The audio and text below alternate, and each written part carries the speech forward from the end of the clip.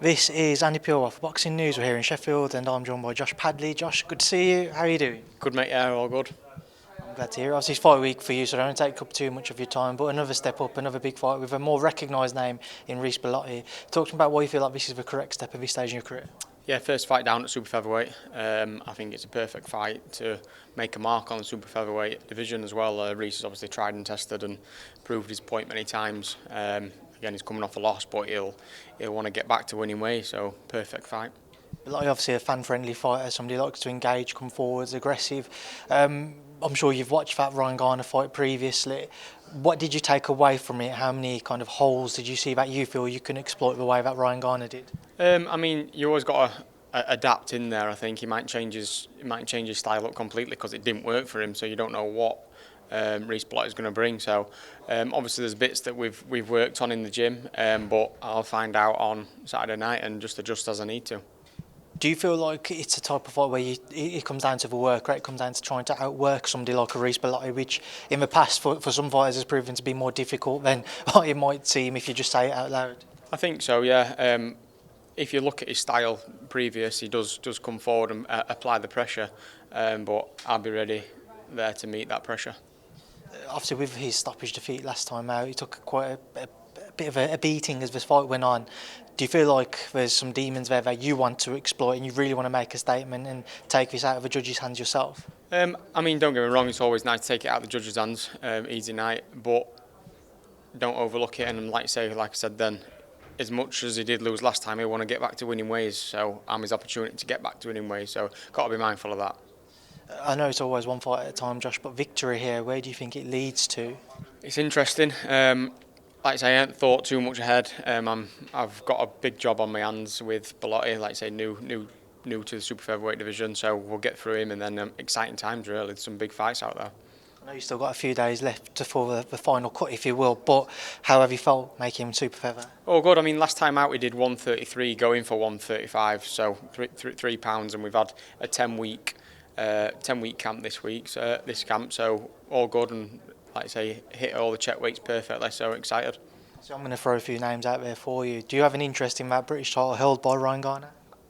Whatever fight does best for my career is what I'm interested in. If it is the Garner fight next, then so be it. I know he's just been ordered to do his mandatory for European, so he might be tied up, but I'll box whoever does best for my career.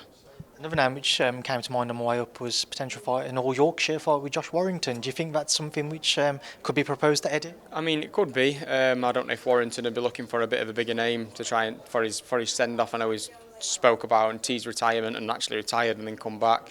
But again, if that's the fight that does best for my career, best financial situation and best, like I say, ex-former world champion, then that's the fight that I'm interested in. Just in terms of your career, Josh, I was on my way up on the train just looking back at, back in February, looking back at that when you stepped in and fought Shakur. It's been some ride for you. You stepped in on short notice, you fought Mark Chamberlain, and since then you haven't looked back. Obviously, you do the same with Shakur. Can you summarise those life-changing moments for you? Although I know you went into the Shakur fight with the intentions of winning, you still gave a tremendous performance on such short notice. Yeah, I mean, world title opportunity, any fighter dreams of that, and anybody in the sport of boxing should aim for that. I think that's, like I say, the pinnacle of the sport. But it just feels nice that all the hard work and when I was going unnoticed on the small halls, it's now paid off, and now I'm exactly where I want to be. So that's been the biggest change, obviously, with those paydays and with your profile now rising. It's given you the chance to focus on a boxing career and leave behind the day job. Yeah, exactly. My whole life revolves around boxing now. I don't need to worry about trying to fit it in around work and earning a wage. I earn a wage through boxing, so I'm in a very lucky position. I'm just keen to keep it here. I just want to ask you, obviously with Shakur, we've talked about him and Teofimo Lopez fighting. I just want to get your take on that fight, John. Brilliant fight again. Shakur's doing what he's doing. He's chasing them big fights down, which I mean a lot of top level fighters don't actually do. Credit to him for that. Be another interesting one. I'd lean Shakur. I'm very Shakur heavy now, biased. I think he's a phenomenal boxer. But then Teo can turn it up at times. You've seen him when he turned up against sort of Josh Taylor and stuff like that. So interesting fight, but I would lean towards Shakur. Have you kept in touch with him? Has he offered any words of advice as your career progresses? Very, very little contact after the last fight. He said well done, sort of stuff like that. But other than that, no. Just whilst got you a couple of fights, Eubank Benn 2, Josh. What do you think's going to happen? I were on the fence last time. I'd be on the fence again. It were a cracking fight. I'd be tuning in to watch it. One of the most I've enjoyed watching that fight in a few years. You know what I mean? So I'll be tuning back into that one. And what is now billed as an exhibition, somebody who fought in and around your weights, Jamanda Davis on Jake Paul. What do you take from that? What do you make of seeing somebody who's deemed to be one of the stars of the sport facing Jake Paul at this stage in his career? He's getting that bag in. He's getting the money. Fair play to him. He's obviously been around. He's been around the boxing scene for a long, long time. You will sometimes question if he actually likes boxing or not. Tank. So he's going to earn a shitload of money. So fair play. Listen, Josh, I appreciate your time. I know you've got a few interviews left now, so thanks for speaking to me. Good luck on Saturday. Thank you, mate.